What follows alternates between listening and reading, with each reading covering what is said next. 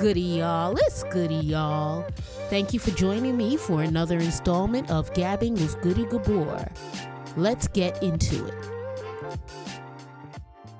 And we're back with Love and Marriage DC, Season 2, Episode 2, Winter Storms. This episode starts off really hot because Jaimie Sr. and Jaime Jr. have been going at it. Jaime Jr. has walked into the hallway and production has come to get the parents, both Jaime Sr. and Erana, because Jaime Jr. is not doing that well. When Jaime Jr.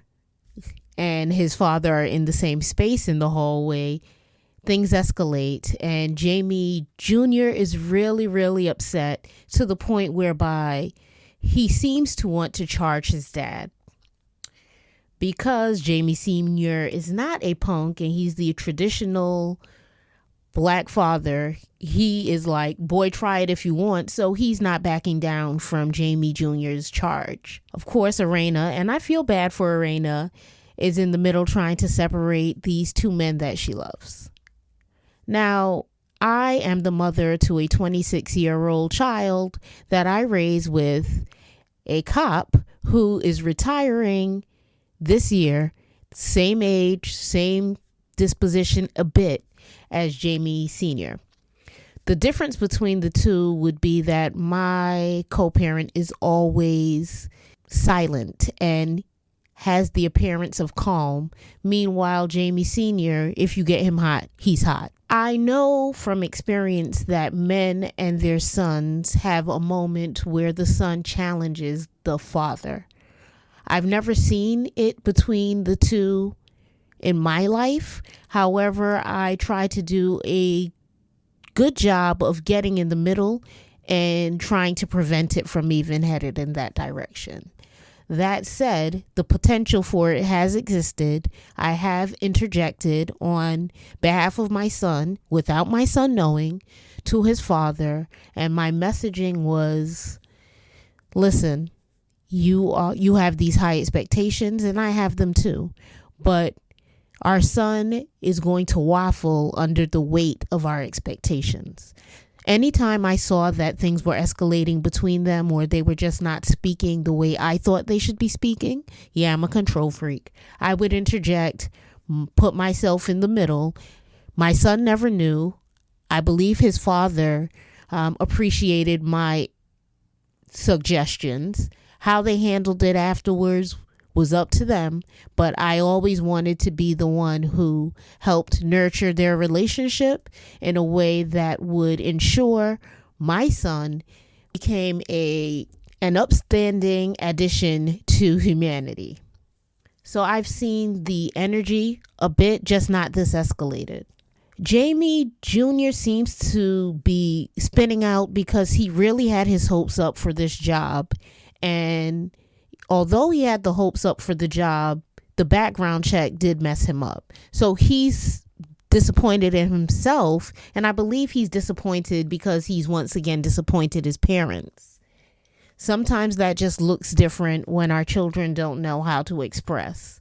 Jaime Sr. is like, look, man, I'm just trying to tell him what's good for him and trying to help him, because men have a tendency to want to fix it and fix it now. Quick interjects to try to calm little Jaime down. Little Jaime ain't trying to hear that. Some off of the scenes Twitter tea. I am on Twitter, live tweeting, right? And Jaime Jr. said, when it comes to being hot, Quick is a good dude or whatever, but I didn't want him in my face then. I can't calm down. And I responded to his tweet with, sometimes it's best to take a breather so that you can calm down. And he told me, no, take your own advice. Again, he's a fiery disposition. I couldn't even be mad at it.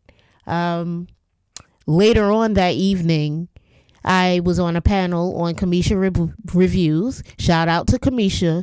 And we had an opportunity to talk to both Jaime Jr. and Jaime Sr. Jaime Jr. and I are fine. And I totally understand the position that Jaimie Sr. is in as he's trying to navigate the terrain, knowing his son is destined for greatness, just not knowing how to get his son from where he is right now to where he's trying to go. People have a lot of opinions on how he's navigating the terrain, but the reality of the situation is these children do not come with books. I have one child. He didn't come with a book, but it was one child, right? When you have 3 children, you have 3 different books, and you have to know the books like the back of your hand. And sometimes your comprehension of what you're reading is not necessarily what the book is written to, the story the book is written to tell, right? I have faith that they're going to be all right, especially after speaking to them on Kamisha Reviews channel. I'll put a link below. In our next scene, winter has come, and Winter is in the studio working on something. She's cooking something up. This is where we meet Sherelle, who comes in to have a discussion with Winter. We learn either now or a bit later that Sherelle's husband is the producer that Winter's working with. And Winter lets us know in this moment that she is currently working on her Gutter Barbies song. Essentially, the song she worked on last year was to get through her feelings about her divorce and the fact that her ex-husband wouldn't sign the papers. He has since signed them. Right now, her emotional creativity is leading her to make a song about pretty women who aim low, which would be the Gutter Barbies, which would be Ashley and Erana. Sherelle does not like this. She feels like it's messy, and she's trying to have some form of peace between the ladies. Another thing to note is that Sherelle is having a discussion about Winter's prior engagement with Erana and Ashley. Sherelle lets us know and lets Winter know that, if you come to me and you tell me you have receipts on my husband, I don't want you to tell me you had receipts. I want you to tell me this is what I have. And if you're telling me that someone sent you something about my child, I don't want you to tell me someone said something about your child. I want you to get right to it and be very direct. Tell me who said it. Tell me what they said. So thus far, Sherelle is seeming like a stand-up individual, and her confession look, she has like a sequins body suit on, and it's a cat suit, and she's curvy and she looks good. She looks good to me, at least. So what she does end up letting Winter know is she's going to have to mention the fact that this Gutter Barbie song is on the way, because she doesn't want it to seem like she's complicit. This is reminiscent of Monique telling Winter, hey, I'm going to have to tell them what you said. So we already know from right now it's not going to go in the right direction, because it didn't last time. It is the debut of Ashley Silva's book, Do That Shit. And she has an interview, early morning interview, and things are going well. They ask her about the book. She tells them it's about her own depression struggle and how depression, people think it has a look, but she used to be outside smiling and giggling and everything seemed fine, but it really wasn't. It was a great interview until they asked her about Monique and Chris. She handled it well. She, basically said, I haven't seen or spoken to Monique in a week. I know my marriage is good. And, no shade. She did admit that she was thrown off by the fact that they asked her, and I get it. I get why she'd be thrown off. But at the same time, I'm sure Quick told you that they caught him in the studio, so y'all should keep your head on swivel for people coming at you about other people's business. For Jaimie and Erana, it is the day after Jason's party, and first off, Jaimie is in full retirement mode. He even took a spill down the steps. Erana laughed like, I know you retired, but you ain't got to be old too. They get to sitting down and talking about what's going on with them and little Jaimie. And Erana is very clear. She doesn't like the direction it's going. She doesn't want it to continue down this path because young people who don't believe that they are loved and supported do harm themselves. And she wants to ensure that they are not always bickering at little Jaimie. Little Jaimie, little Jaimie, Jaimie, Jaimie, Jaimie. So although Jaimie Sr. is slightly frustrated with Erana's stance, she is so clear that they have to go get additional help, someone externally, that he acquiesces and he's on board because he understands that they need to see someone to get from where they are right now to where they are going to be eventually. Back at Ashley's home, her and her best friend Alicia are discussing her book. She lets Alicia know that her sister has read the book, and her sister wants to discuss how their mom will feel about the book. Apparently, their mom will feel some kind of way about the book because Ashley is honest about the fact that her mother, when she was 16 years old, her mother moved out, left her alone so she could move in with her boo. That would be traumatic for me. 16 is not hardly old enough for you to take care of yourself. And I'm sure her mom doesn't want the people, they joke that it's the Facebook people, her Facebook friends. She don't want her Facebook friends to know that that's what she did when her child was younger. These two besties also end up getting really silly matching tattoos to symbolize their friendship. I'm gathering that when Ashley's mother left, since she's known her best friend since 9th grade, that's a friendship that she had to hold on near and dear. So I think it's cute. I like that energy for her. Erana and Joy meet up. I couldn't grab the screenshot, so this is what y'all get. And they have a discussion. Joy is settling in to her new life well. Erana asked how she felt about what transpired at the table or when they were all together at Jason's party. And Joy let her know that, she was okay with it. She did feel a bit ganged up on, but because they're from Baltimore, and she's from Baltimore, it felt a little bit like home. So she's not mad, but Clifton was fed up because he felt like Ashley was being shady. So that's still developing. Joy is going to be at Ashley's Think Pink event, and she does mention that pink is not her favorite color. My thing about Joy is sometimes she goes the extra length to ensure that people understand that she's not a girly girl or a girl's girl. And I've been there in my life before, way younger, and it's not a cool space to be. It's not a cool set to rep because it makes you kind of male centered, even though in her defense, she is doing a good job of showing up on the team, showing up on the set, and, interacting with the women. So I love that for her. But the whole idea of I'm not a pink girl, and we could do without that. It is finally the day of the Think Pink event, and the girls came to play. They look good, good, good. I'm not sure if Erana knows how to not look good. Joy came to slay. She looked like Nicki Minaj. She was beautiful. Ashley looked great, and Sherelle showed up.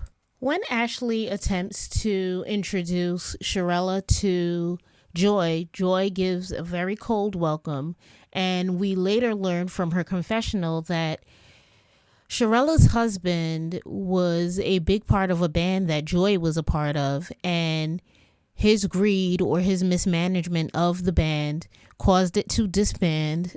And she still feels a way about that because, she feels like she's passionate about music and he was playing about what she was passionate about. As they talk, they start discussing Gutter Barbies, and Sherella lets Ashley know there's something she needs to tell her. They go to the side, and Sherella lets her know that Gutter Barbies is about to be a song. And Erana and Ashley, when Winter first labeled them Gutter Barbies, had t-shirts and sweatshirts, and as a result, they made money on the thing. So maybe Winter's goal is to also make money. Not quite sure. But she's creating this song, and, Ashley's like, so your husband's writing a diss track? And Sharella is going hard about, well, one, my husband doesn't write diss tracks. By this point, Ashley brings everyone to have the discussion. One, my husband wouldn't write a song like that. Two, Winter really wants to meet with you and reconcile.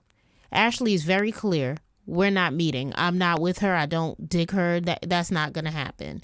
But Erana's like, you know what? Everyone's advocating. Every time I go somewhere, people are like, you need to meet and speak to Winter. So I'll do it. So we finally get to Erana and Winter meeting, because as Erana says, every time she turns around, someone's telling her to meet with Winter. So Winter's like, yes, people know I wanted to sit with you. I just thought we were doing so well, and I don't know what happened. And Erana was like, what happened was we came to a standstill, a peace. You went on Carlos King, and you were talking about both me and my husband cheat on each other. That's what happened. Then Winter's like, well, I could see how you would think that was, bad, but I didn't mean any harm. Listen, if you're talking about my infidelity anywhere, period, my sex life anywhere, period, you mean harm because it's none of your goddamn business and you should mind your damn business. So it's like, what do you mean you didn't think it was harm? Like, it was harm. So then they get to, Raina's like, you're telling me you have these receipts about my family. What are the receipts? So Winter's like, well, I'll read it to you, but you have to really watch your circle, like really see who's in your circle. And Raina's like, well, my circle isn't that big. Now, when Winter does read the receipt, it is basically someone telling Winter that Jaimie and Erana didn't really raise their son, Jason. They sent him out to school. He aged out of the school, and then he came home. And they got her mom in the house to help them so they could run the street. I'm not quite sure if you have seen it, but Jason's a grown-ass boy. Like, he's grown. He's 20-something. Like, he's not 5. He's not a child. He's an adult. And when you have a child with a disability, you have to put them in an environment that enables them to one day be independent. I know a plethora of parents who have their children in special needs schools because the reality is you should not outlive your child, and you have to do whatever you can to arm your child in a manner that will enable them to take care of themselves in your absence. And with regard to the mother coming, let me tell you this. My mom stopped working so she could take care of my son. My mom passed away, but my son had never gone to a babysitter. That is group economics. That is what family does. That's not gossip. That's not scandal. That's actually foolishness. Even if all of that was 100% true in the way it was presented, the person presenting it was doing so from a messy position because so what? So fucking what? Did speak to Jaimie Sr. and Jaime Jr. about it, and Jaimie Sr. said, yes, we sent our son to a school because we needed to send our son to a school. And when he got older, he came home. And my mother-in-law lives with us because she wants to live with us. But that's not gossip. And again, I don't like the way that Winter went about trying to plant seeds of paranoia. You need to watch your circle. I hate when people do that. No, I don't need to watch my circle. I have the sense of discernment, and everyone close to me is as close to me as I need them to be. And everyone who knows me a certain way knows me the way that I want them to know me. So it started to escalate because it was bogus. These receipts, this tea was bogus. What are you doing talking about a disabled child? And why do you think it is dark and dirty for a parent to put their child in an environment that is better for the child? I think the implication is that they sent him away because he was disabled. And that's not what it is. And we saw how lit he thought it was to be getting up out the house and into the Doors program. This was not tea. Come again, come better. I thought they was going to have something on any of the other children, but this Jason tea is lukewarm. It's tepid water. Nobody wants it. That's how we end the episode. According to Jaimie, we find out in the next episode how and why this isn't any tea, because they go deeper into it. Again, thank you for listening. I appreciate you rocking with the kid, and bye.